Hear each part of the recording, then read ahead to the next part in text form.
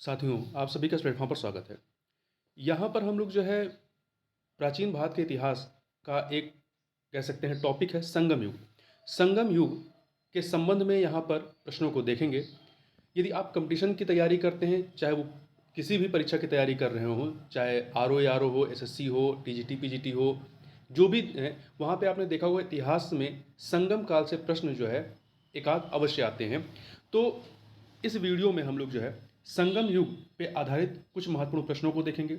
ये जो प्रश्न लिए गए हैं, ये प्रश्न है जो आपका एक पुस्तक आती है सौरभ कुमार चौबे की प्राचीन भारत का इतिहास। तो उसमें जो प्रश्न इन्होंने दिए हुए हैं, इसके अतिरिक्त जो अभी तक पीसीएस की परीक्षाओं में, राज्य स्तरीय पीसीएस की परीक्षाओं में या यूपीएससी की परीक्षा में पूछे गए हैं, जो आपकी घटना चक्र की इतिहास की पूर्वावलोकन आती है, तो उसमें जो इतिहास के संगम काल से संबंधित जो प्रश्न पूछे गए हैं, उन प्रश्नों को भी इस वीडियो में डाला गया है। तो इसमें दो किताबों के प्रश्नों को लिया गया है। एक तो आपका सौरभ चौबे की पुस्तक है प्राचीन भारत का इतिहास, और दूसरी आपकी इतिहास की पूर्वावलोकन से भी प्रश्न लिए गए हैं। तो चलिए प्रारंभ करते हैं संगम युग को। संगम युग तो थोड़ा समझ लीजिए, संगम युग का जो टाइम पीरियड है वो 500 बीसी से लेकर के 500 एडी ये माना जाता है। संगम संस्कृत भाषा का शब्द है जिसका शाब्दिक अर्थ होता है मिलन। यह सुदूर दक्षिण के 3 राज्यों चोल, चेर और पांड्य के तमिल कवियों और विद्वानों का मिलन था। इन राज्यों में पांड्य राज्य का उल्लेख सर्वप्रथम मेगास्थनीज ने किया है, और वहीं अशोक के दूसरे और 13वें अभिलेख में चोल, चेर और पांड्य तीनों राज्यों का उल्लेख मिलता है। अब चलिए प्रश्नों को देख लेते हैं। पहला प्रश्न है कि रोमन बस्ती कहाँ से प्राप्त हुई। जो रोमन बस्ती के अवशेष मिलते हैं वो कहाँ से प्राप्त हुए हैं, तो ये है आपका प्राप्त होता है अरिकमेडु। अरिकमेडु जो है ये चोलों का एक बंदरगाह नगर था। ठीक है, अरिकमेडु जो है ये चोलों का एक बंदरगाह नगर था, तो इसको आप याद रखिएगा। तो एक सेकंड, अरिकमेडु या पोडुकू भी इसे कहा जाता है। अगला है संगम युग में बेली क्या था। तो संगम युग में आप बेली देखें तो बेली ये भूमि मापन का एक पैमाना था। क्या था? भूमि मापन का पैमाना था। तो भूमि मापन के लिए माँ और बेली दो शब्दों का प्रयोग किया गया है। तो ध्यान रखिएगा, माँ और बेली दोनों ही भूमि मापन के पैमाने थे। अगला है निम्नलिखित में से कौन से बंदरगाह दक्षिण भारत के पूर्वी तट पर स्थित थे।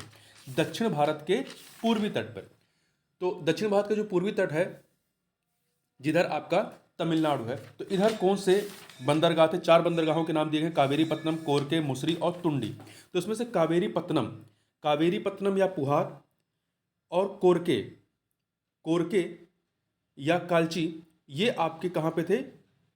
पूर्वी तट पर थे। तो पहला दूसरा, ठीक है। जबकि मुसरी और तोंडी ये आपके चेर राज्य के बंदरगाह थे जो कि मालाबार तट या पश्चिमी तट पर स्थित थे। जबकि कावेरी पत्तनम और कोरके ये आपके कोरोमंडल तट पर स्थित थे। तो यहां पर ए विकल्प आपका सही हो जाएगा, 1 और 2। अगला है संगम साहित्य में तोलकप्पियम एक ग्रंथ है, किससे संबंधित है? तो ये तमिल व्याकरण का ग्रंथ है। तमिल व्याकरण का ग्रंथ है जिसे तोलकप्पियर ने लिखा हुआ है। अगला है निम्नलिखित में से किस तमिल कवि ने नंदों और मौर्यों का उल्लेख किया है। तो मामूल नार ने जो है नंदों और मौर्यों का उल्लेख किया है। अरिकामेडु या जिसे पोडुकू भी कहते हैं, पोडुके से कौन सा मृदभांड नहीं प्राप्त हुआ है। तो ये जो आर्कमेडु है ये वर्तमान का जो पौंडीचेरी वाला इलाका है यहाँ पर ये स्थित था। यहाँ से एरेटाइन, एम्फोरे, चक्राकित मृतभांड ये प्राप्त हुए, परंतु चित्रित धूसर मृतभांड जो है यहाँ से आपको प्राप्त नहीं होते हैं। अगला है शिलप्पादिकारम के लेखक कौन थे। तो शिलप्पादिकारम के लेखक जो इलागो अदिगल थे, और इस पर इस कह सकते हैं पुस्तक पे जैन धर्म का प्रभाव था। अगला है 2 सूचियाँ दी गई हैं, इन्हें हमें मिलान करना है। एक तरफ पुस्तक है और वो किससे संबंधित हैं। तो देखिए तिरुक्कुरल जो है ये आपकी क्या है? दर्शन से संबंधित पुस्तक है। तिरुक्कुरल जो है आपकी दर्शन से संबंधित पुस्तक है। जबकि तोलकप्पियम ये क्या है? ये व्याकरण संबंधित पुस्तक है, तोलकप्पियर ने लिखा है। और वहीं उसके बाद जो आपका शिलप्पादिकारम है ये क्या है? ये प्रेम कथा है। और आपका मणिमेखले ये वणिक कथा है। मणिमेखले क्या है? ये वणिक कथा है। तो आप मिलान करेंगे तो आपका 24113 आ जाएगा। तो डी ऑप्शन हो जाएगा। अगला है ईसा की प्रारंभिक शताब्दियों में भारत तथा रोम के बीच घनिष्ठ व्यापारिक संबंधों की सूचना किस पुरास्थल की खुदाई से प्राप्त होते हैं? तो ये अरिका मेडु या कोडुकू के खुदाई से प्राप्त होते हैं। ये चोलों का बंदरगाह था, प्रसिद्ध बंदरगाह था। अगला है, निम्नलिखित में से कौन सा बंदरगाह पोडुके नाम से दी पेरी प्लस ऑफ द इर्थियन सी के लेखक को ज्ञात था? तो ये कौन सा था? ये अरिका मेडु था। ठीक है, अरिका मेडु जो था इसे पोडुके के नाम से भी जाना जाता था, और ये आपका चोलों का एक प्रसिद्ध बंदरगाह था। ठीक है, अगला है एम्फोरा जार। एम्फोरा जार क्या होता था? तो ये एक लंबा एवं दोनों तरफ हत्थेदार जार था, जिसका इस्तेमाल मदिरापान के लिए किया जाता था या उसको रखने के लिए किया जाता था। तो यहाँ पे बी ऑप्शन हो जाएगा। निम्नलिखित तमिल ग्रंथों में से किसे लघु वेद की संज्ञा दी गई है? किसे लघु वेद की संज्ञा दी गई है? तो जो कुरल नामक पुस्तक है, कुरल जो पुस्तक है, इसे लघु वेद की संज्ञा दी गई है। इसके अन्य नाम भी मिलते हैं, थोड़ा सा इसके बारे में बात करें तो कुरल, इसके लेखक कौन थे? कुरल के इसके लेखक तिरुवल्लुवर थे। तिरुवल्लुवर ने इसकी रचना श्रीलंका के अपने मित्र शासक इल्लल के पुत्र को शिक्षित करने के उद्देश्य की थी। इसे तमिल साहित्य का, ये जो पुस्तक है, इसे कुरल को तमिल साहित्य का आधारभूत ग्रंथ माना जाता है। इसे तमिल साहित्य की बाइबिल भी कहते हैं, पंचम वेद भी कहते हैं, और इसे लघु वेद की भी संज्ञा दी जाती है। अगला है, पांड्य राज्य की जीवन रेखा कौन सी नदी थी? तो बेंगी जो है ये पांड्य राज्य की जीवन रेखा नदी थी। अगला प्रश्न है, संगम कवि कपिलर का आश्रयदाता कौन था? तो संगम कवि जो कपिलर थे, इनको आश्रय दिया था किसने? पारी ने। पारी जो कि चेर राजा थे। देखिए, संगम साहित्य में आय और पारी उल्लिखित ये दो ऐसे छोटे शासक माने जाते थे, परंतु इनकी प्रशंसा की गई है। दोबारा सुन लीजिए, संगम साहित्य में आप देखेंगे तो आय और पारी का उल्लेख मिलता है।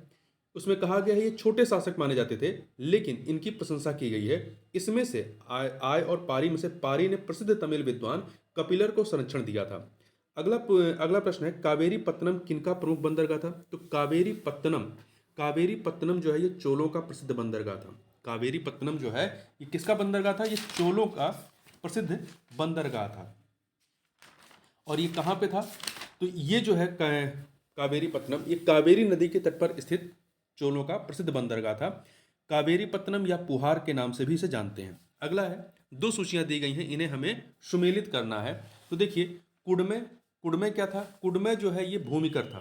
भू राजस्व कर को कुडमे शब्द उसके लिए प्रयोग किया गया है।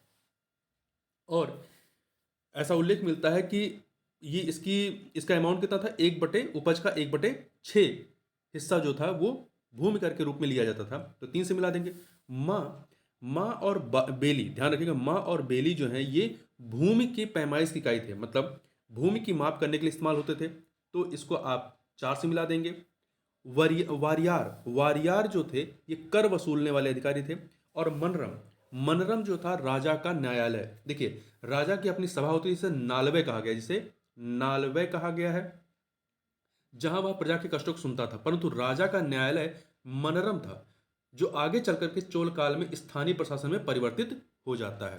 तो यहां पर आप मिलान करेंगे तो 3412 आपका ए ऑप्शन हो जाएगा।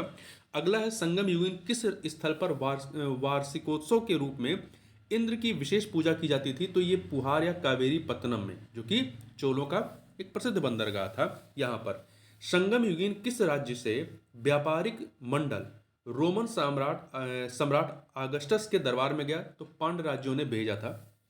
पांड्य राज्यों ने ये दूत मंडल भेजा था। कहाँ से? गुजरात के भड़ोच से भेजा था, जो बंदरगाह था वहां से भेजा गया था। पांड्य शासक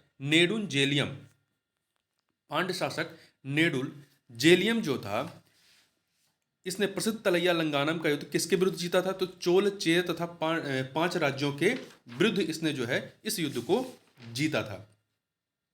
तो इसको याद रखिएगा। और इसी युद्ध के बाद इसने स्वयं को तलैया लंगानम की उपाधि प्रदान की थी, या ये उपाधि धारण की थी। तो यहां पर आपका डी विकल्प हो जाएगा। अगला है, 2 सूचियां दी गई हैं, एक तरफ पुस्तक है और दूसरी तरफ उसके लेखक हैं। कुरल के लेखक तिरुवल्लुवर थे। शिल्पाधिकारम के इलागो अधिगल थे, पहले से मिलाएंगे। मणिमेखले के सत्यनार थे, शीतले सत्यनार। और तोलकाप्पियम के तोलकाप्पियर थे, तो पहले को 4 से मिलाएंगे। कुरल का चौथा तिरुवल्लुवर हो जाएगा। शिल्पाधिकारम को आप मिलाएंगे किससे? पहले से इलागो अधिगल, तीसरा मणिमेखले को सतनार से मिलाएंगे, दूसरे से तोलकप्पियम के रचयिता तोलकप्पियर थे, 3 से मिला देंगे। तो ये 4 1 2 3 हो जाएगा, 4 1 2 3, यहाँ पे ए ऑप्शन हो जाएगा। अगला है निम्न में से कौन सा शासक चेर वंशीय है? चेर वंशीय, तो इन चारों में से सेन गुट्टवन, इदेन जोरियल, कारिकेल, नेतदल, इसमें से सेन गुट्टवन जो थे, सेन गुट्टवन ये चेर शासक था। सेन गुट्टवन को लाल सेन गुट्टवन, लाल चेर, भला चेर इत्यादि नामों से जाना जाता है। ये चेर वंश का सबसे प्रतापी शासक था। ठीक है। वहीं करिकाल जो है, करिकाल ये चोल शासक थे। देखिए चोल शासकों में आपका एलारा, करिकाल, से आपका शेनगढ़ान ये नाम आते हैं। वहीं पांड्य वंश के राजाओं में आपको नेडियोन, नेडुंजेलियम इनका नाम आता है। चेर राजाओं में उदयन जेरल, नेडुन जेरल आदन, कुट्टवन, लाल सेल गुट्टवन, आय और पारी, पेरुन जेरल इम्पोरोई इत्यादि लोगों का नाम आता है। अगला है संगम ग्रंथों में उल्लिखित मुर्गन की पहचान किस देवता से की गई है? तो संगम युग में आप देखेंगे तो जो मुर्गन है ये आपका शिव के पुत्र जो थे कुमार या कार्तिकेय, उनसे की जाती है। ठीक है।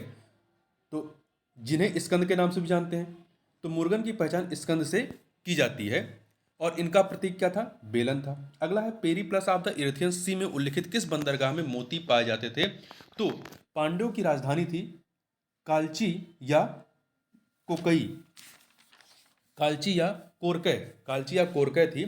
यहाँ से मोती मिलने का उल्लेख मिलता है। देखिए जो आपकी पेरीप्लस नामक पुस्तक है उसमें उल्लिखित है कि यहाँ से चोर और डाकू मोतिया चुराने का कार्य करते थे। तो यहाँ पे आपका डी विकल्प हो जाएगा, कालची या कोरकै। प्राचीन भारत के इतिहासकारों ने इस प्रकार इतिहास लिखा जैसे कि दक्षिण का अस्तित्व ही ना हो। यह कथन किसका है? स्मिथ का है। पदिति पत्तू निम्नलिखित में से किन राजाओं की स्तुतियों का संग्रह है? तो ये आपका चेर राजाओं की स्तुतियों का संग्रह है। अगला, निम्नलिखित में से किस नदी के मुहाने पर प्राचीन पत्तन पुहार स्थित था, जिसे कावेरी पत्तनम भी कहते हैं या पुहार कहते हैं? तो ये कावेरी नदी के तट पर स्थित था। संगम साहित्य किस भाषा में लिखा गया है? तो तमिल भाषा में है।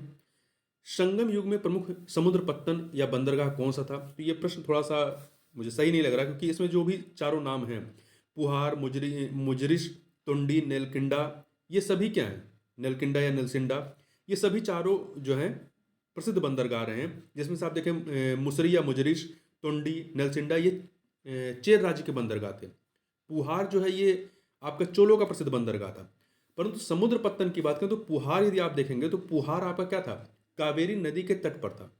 बाकी जो अन्य 3 हैं वो आपके समुद्र किनारे थे। तो ये प्रश्न पूरी तरीके से सही नहीं कहा जा सकता है। अगला है द्वितीय संगम का आयोजन निम्न में से कहाँ हुआ था? तो देखिए 3 संगम का उल्लेख मिलता है, जिसमें से पहला और तीसरा जो था वो मदुरै में होता है। पहला मदुरै में, तीसरा उत्तरी मदुरै में। और यहाँ पे दूसरा पूछा है, तो दूसरा आपका कहाँ पे होता है? कपाटपुरम या अलवै में होता है। कपाटपुरम या अलवै में होता है। इसके अध्यक्ष तोलकाप्पियर थे। संस्थापक अध्यक्ष कौन थे? अगस्त ऋषि थे। ठीक है। इसके अध्यक्ष तोलकाप्पियर थे, जिन्होंने तोलकाप्पियम नामक तमिल व्याकरण की पुस्तक लिखी है। वहीं जो पहला और तीसरा मदुरै में हुआ था। पहले के जो अध्यक्ष थे अगस्त ऋषि थे, अगस्त या अगस्त्यार थे, और तीसरे के नक्कीरर थे। अगला है, निम्न में से कौन सा कथन तृतीय संगम के विषय में सही नहीं है? नक्कीरर इसके अध्यक्ष थे, सही है। इसमें कुरल की रचना हुई थी, कुरल नामक साहित्य की रचना हुई थी, जिसके लेखक तिरुवल्लुवर हैं, जिसे कुरल को आधारभूत ग्रंथ, पंचम वेद या बाइबिल या इत्यादि नामों से जाना जाता है। ठीक है। अगला है या लघुवेद भी कहते हैं। निम्नलिखित में से कौन चेर राज्य के पत्तन थे? चेर राज्य मतलब जो पश्चिमी तट के बंदरगाह कौन से थे? तो इसमें आपका मुसरी, मुंडी, नेलसिंडा, बंदर इत्यादि थे। वहीं पुहार जो है चोलों का बंदरगाह था, और साल्यूर या साल्यूट ये पांड्यों का बंदरगाह था। तो यहाँ पे 2 और 4 हो जाएगा। अगला है, किस दक्षिण भारतीय राज्य का उल्लेख मेगास्थनीज की इंडिका में हुआ है? तो पांड्य राज का उल्लेख किया गया। तीसरे संगम का अध्यक्ष कौन थे? नक्कीरर थे। और किस संगम लेखक ने नंद शासकों के संचित धन का उल्लेख किया है? मामूल नार ने। कोरका एवं मदुरै प्रमुख नगर एवं बंदरगाह थे या पत्तन थे किस राज्य के? तो पांड्यों के, कोरका और मदुरै। ठीक है, कोरका या मदुरै, साल्यूट, ये आपके पांड्यों के बंदरगाह थे। अगला है दो यहाँ पर सूचियां हैं, राजा और राजवंश, इन्हें सम्मिलित करना है। उदयन चेर राजवंश का था। करिकाल चोल राजवंश का। नेडियोन पांड्य का था। सिंह विष्णु पल्लव राजवंश से संबंधित थे। तो 1 2 3 4 आपका ए विकल्प हो जाएगा। अगला है किस संगम ग्रंथ में मगध, वज्र एवं अवंती राज्यों का उल्लेख मिलता है? तो सिलप्पादिकारकम में मिलता है। अब थोड़ा सा हम लोग जो है घटनाचक्र की इतिहास की पूर्वावलोकन उसमें जो प्रश्न दिए गए उनको देख लेते हैं जो संगम काल से संबंधित है। तो संगम काल का यहाँ पे प्रश्न आप देखेंगे 41 से देखिए। तोलकप्पियम ग्रंथ संबंधित है किससे? व्याकरण और काव्य से संबंधित है। तोलकप्पियम के प्रणयनकर्ता तोलकप्पिय ऋषि अगस्त्य के 12 योग्य शिष्यों में से एक थे। यह एक तमिल व्याकरण ग्रंथ है। इसकी रचना सूत्र शैली में की गई है। अगला प्रश्न, संगम साहित्य में तोलकप्पियम एक ग्रंथ है किसका? तमिल व्याकरण का। सिलप्पादिकारकम का लेखक कौन थे? इलागो अधिगल थे। यह संगम साहित्य का महत्वपूर्ण महाकाव्य है। इसका लेखक चोल नरेश करिकाल का पौत्र था। अगला है, दो सूचियां दी गई हैं। तिरुक्कुरल ये आपका दर्शन संबंधी था। तोलकप्पियम ये व्याकरण था। सिलप्पादिकारकम ये एक प्रेम कथा थी और मणिमेखलय वणिक कथा थी। तो 2413 आपका यहाँ पे डी विकल्प हो जाएगा। अगला है, ईसा की प्रारंभिक शताब्दियों में भारत तथा रोम के बीच घनिष्ठ व्यापारिक संबंधों की सूचना किस पुरास्थल की खुदाइयों से प्राप्त होता है? तो अरिका मेडू से प्राप्त होता है। अरिका मेडू से। देखिए, अरिका मेडू पूर्वी तट पर पौंडीचेरी से 3 किलोमीटर दक्षिण में उष्णकटिबंधीय कोरोमंडल तट पर स्थित है। पेरीप्लस में इसे पोडुके कहा गया है। यहाँ ईसा की प्रारंभिक शताब्दियों में रोमन बस्ती की अवस्थिति मानी जाती है। यहाँ से प्राप्त अवशेषों में कई रोमन वस्तुएं प्राप्त हुई हैं, जिनमें शराब के 2 हत्थे युक्त कलश, रोमन लैंप, रोमन प्याला आदि प्रमुख हैं। यहाँ से न केवल भारतीय माल यथा मड़िया, मोती, मलमल, सुगंधित पदार्थ, इत्र, मसाले और रेशम लादा जाता था, अपितु रोमवासियों की रुचि एवं नमूनों के अनुसार भी माल निर्माण कर रोम भेजा जाता था। अगला है, निम्नलिखित में से कौन सा बंदरगाह पोडुके नाम से the Periplus of the Erythraean सीरीज के लेखक को ज्ञात थी? अभी हमने व्याख्या में देखा, अरिका मेडू। अगला है, रोमन बस्ती कहाँ से प्राप्त हुई है? तो अरिका मेडू से प्राप्त हुई है। एम्फोरा जार होता है एक लंबा तथा दोनों तरफ हत्थेदार जार था ये। ठीक है, एम्फोरा जार एक लंबी एवं संकीर्ण गर्दन वाला और दोनों तरफ हत्थेदार जार है। प्राचीन काल में इसका प्रयोग तेल या शराब को रखने के लिए किया जाता था। अरिका मेडू के उत्खनन से रोम आयातित इस जार के अवशेष मिले हैं। निम्नलिखित राजवंशों में किसका उल्लेख संगम साहित्य में नहीं है? तो चेर चोल पांड्य का उल्लेख है, परंतु कदम वंश का उल्लेख इसमें नहीं मिलता है। निम्नलिखित में से कदम जो है आपका कर्नाटक साइड में स्थित वंश था। निम्नलिखित में से कौन एक तमिल देश के संगम युग का राजवंश नहीं था? तो चोल, चेर, पांड्य 3 ही वंश थे। पल्लव इसे संबंधित नहीं रहा है। अगला है, धार्मिक कविताओं का संकलन कुरल किस भाषा में है? तो कुरल जो है आपका तमिल भाषा में है।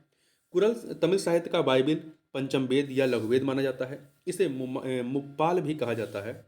इसकी रचना सुप्रसिद्ध कवि तिरुवल्लुवर ने की थी। अनुश्रुतियों के अनुसार तिरुवल्लुवर ब्रह्मा के अवतार थे।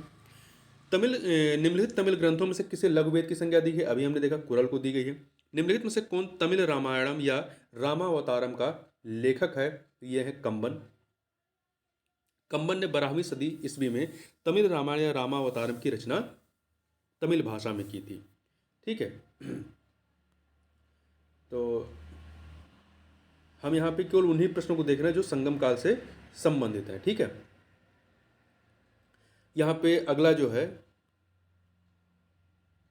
जो यहाँ 59 नंबर क्वेश्चन देखिए, संगम युग में उरायूर किसके लिए विख्यात था? तो ये कपास के व्यापार का महत्वपूर्ण केंद्र था। तमिलनाडु के तिरुचिरापल्ली में कावेरी नदी के तट पर अवस्थित उरायूर संगम कालीन महत्वपूर्ण नगर था। संगम युग में उरायूर सूती वस्त्रों का बहुत बड़ा केंद्र था। इसका विवरण पेरी प्लस ऑफ दी एर्थियन सी में मिलता है। पांड्यराज की जीवन रेखा कौन सी नदी थी? तो बेंगी थी। कौन सी नदी थी? बेंगी नदी पांड्यराज की जीवन रेखा थी। पांड्यराज की जीवन रेखा बेंगी नदी थी। पांड्यराज कावेरी के दक्षिण में, कावेरी नदी के दक्षिण में स्थित था। इसमें आधुनिक मदुरा तथा तिन्नेवेल्ली के जिले और त्रावणकोर के कुछ भाग शामिल थे। इसकी राजधानी मदुरै थी। बेंगी नदी वाला प्रदेश अपनी उर्वरता के लिए अत्यधिक प्रसिद्ध था। अगला है, निम्नलिखित में से कौन से संगम पत्तन पश्चिमी तट पर स्थित थे? नीचे दिए गए कूट से उत्तर चुनना है। पश्चिमी तट की बात कर राज्य चेर राज्य था। तो चेर राज्य के जो प्रमुख बंदरगाह थे उसमें तोंडी, मुसरी, नोरा, तोंडी, मुसरी, नेलसिंडा इत्यादि थे। तो यहाँ पे तीसरा और चौथा हो जाएगा, तीसरा और चौथा। कोरकै ये पांड्यों का था। पुहार या कावेरीपत्तनम ये चोलों का बंदरगाह था। अगला है, और ये आपके पूर्वी तट पर थे। संगमकालीन साहित्य में कौन, को एवं मनन किसके लिए प्रयुक्त होता था? यह राजा के लिए ये शब्द प्रयुक्त हुए हैं। तृतीय संगम कहाँ हुआ था? मदुरई में हुआ था। पहला और तीसरा जो है आपका मदुरई में हुआ था और दूसरा कपाटपुरम में हुआ था, ये याद रखिएगा। ठीक, पहले के अध्यक्ष अगस्त्य ऋषि थे, दूसरे के तोलकप्पियर थे, तीसरे के नक्कीरर थे। तो इस प्रकार से यहाँ पर हम लोगों ने संगम काल से संबंधित जो भी महत्वपूर्ण प्रश्न थे अभी तक पूछे गए या हो सकते हैं, उनको यहाँ पर हम लोग देखा। तो इस वीडियो में बस इतना ही। मिलते हैं नेक्स्ट वीडियो में, तब तक के लिए बहुत बहुत धन्यवाद।